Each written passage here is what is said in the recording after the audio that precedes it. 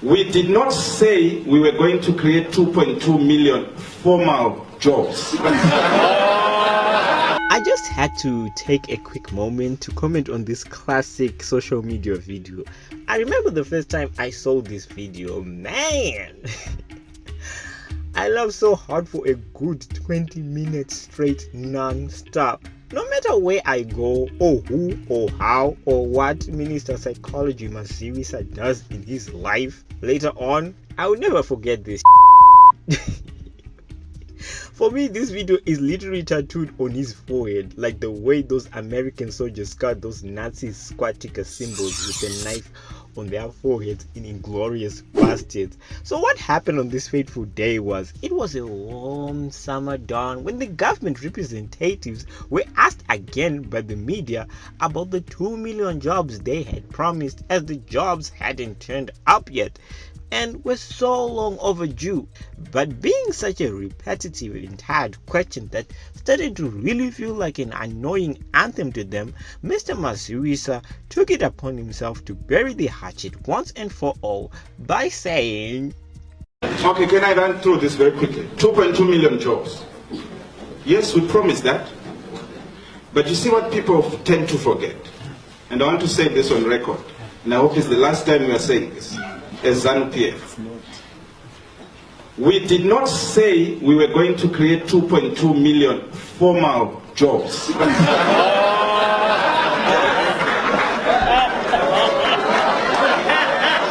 Always feels like the first time. Always. I have to admit, there were elements of real genius in this response. But in this genius, there were also elements of being ignorant. But in this ignorance, there was some undeniable craftiness with sprinkles of cleverness. But still, with that cleverness showed some evidence of buffoonery. But in this buffoonery, there were radiant glows of wit. But in this wittiness, there was a foundation of being really, really dumb. But still, we can't really say it was dumb because I don't know. You see what I'm trying to get at here. What I'm trying to say is I have no idea where to categorize this because there's really nothing like it. And at this point, you would think with this loud outrage and laughter towards his statements, he would sort of redeem himself and dismiss the whole comment as just a joke of the year, like Paul Matavire. But wait, there's more. And when you define what a job is, it includes casual job. So, for example, you can use the word job in the sentence as follows. I gave him a job to wash my clothes. Like all moments of madness or genius in art, us the audience are always left pondering and wondering, did he really think about this moment beforehand, or was it just a flash of brilliance? And everyone showed it. It took quite a while for the noise to truly die down, as a lot of people were honestly dumbfounded by his responses.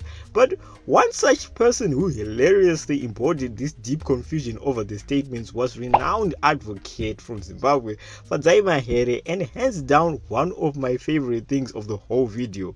Her face was priceless. You could tell her face was going through 1,000 shades of emotions. She doesn't even know whether to cry or laugh.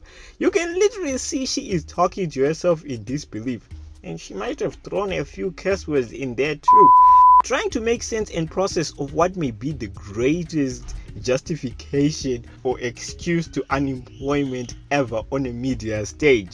Because the weird thing, as I said, this statement could be seen as a valid and even genius defense. I mean, technically speaking, by dictionary definition, a job is a paid position of a regular employment. So, for example, you can use the word job in the sentence as follows. I gave him a job to wash my clothes. Technically speaking, vending, washing, cleaning, theft, or even prostitution can be seen as a paid position of regular employment. That's what the dictionary says, is the dictionary meaning. Yeah, we say it all the time. I gave her a job to wash my clothes. I paid that prostitute for a certain job. You know, the certain job that prostitutes do. A job is a regular paid task, and many people just use the phrase, we want jobs, while we don't really pay attention to the finer diction of the word. This is what Mazivisa was trying to prey on with his wordplay here. We have created millions of jobs in the We have one more round of questions. in the informal sector. We have created, in fact, we have exceeded the 2.2 million jobs. 4 million. We are now at the last count, including the informal jobs, at over 3 million jobs. Of course, as I said, what he said is kind of right, because jobs were indeed created informally, as they are in every other terrible economy. But the problem here is that Mazivisa was playing dumb at the wrong place and at the wrong time and with the wrong people. Of course, we don't always use the word formal jobs in our pleas for employment when you talk to the government, because we just assume as people who hold degrees, diplomas and certificates, you already know what kind of jobs we are talking about here. Although the public may not explicitly say it, because we just kind of expect you to read between the lines. These are not the jobs we had in mind here. This is why understanding connotation, subtext, and euphemism in English or any other language is very important in communication. It's undeniable. The video was epic, but also an epic connotational fail. This is a classic example of why understanding connotations in language is important. Just because a certain word is not said does not mean we are not implying it. You can only get away with this kind of defenses when you are speaking to children, because they usually take everything literally. Adults, especially in sensitive or professional settings like these ones, communicate with subtext all the time. For example, in mob dramas like The Sopranos or Godfather, when a boss simply says to his henchmen, have you quote handled the rat? By extension, he really means, have you killed that nosy journalist and dumped his body into the river? Yeah, that's real. That's being an adult. As adults, it's common to say things in a certain way and sort of assume the other adult must read between the lines and connect the dots. That's what made this video so funny and probably viral. The idea of someone trying to play smart or dumb, yeah, I still don't know where to put it, other than our social media hall of fame. As always guys, if you like what you see and want to see more, or you know of another classic social media video that's really worth reflecting on, please don't hesitate to comment in the comment section below.